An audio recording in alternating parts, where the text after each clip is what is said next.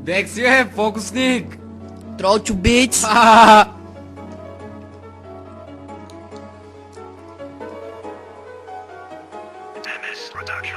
Отново време чака това, но вече ще да унищожа. Не дай да се напъваш, щото с този рек до ада ще пътуваш. Докато се чуди какво да правя, за да губя време. Ето това направи за тебе, хайде хаста и те пращам да ядеш боби кацка паста.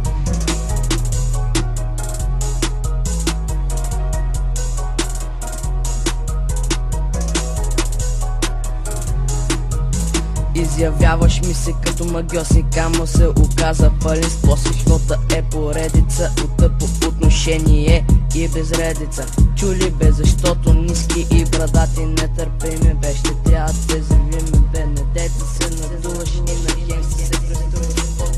Едва ли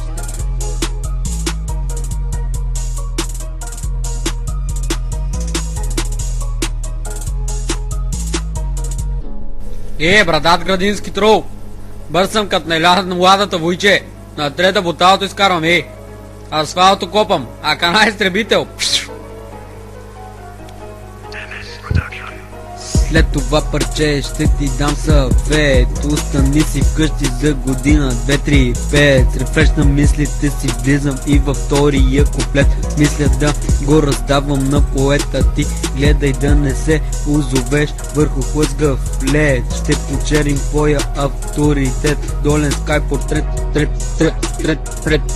да не зад на радиото е! Много ясно, нали е китайско?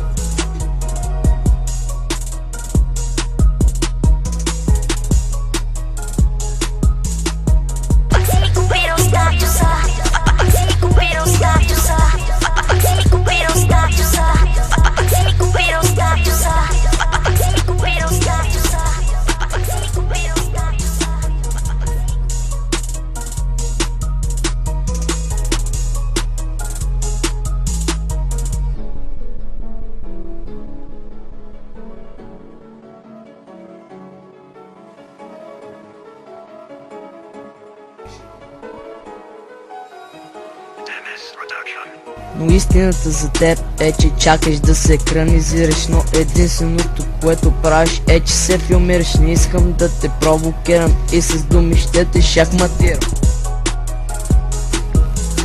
Животът няма да те дари с пари, жени и коли. Само с тъпи шеги. Престани, урасни и вземи се извръсни. Гледай да не ми прикипи, защото ще вали и ще гърми.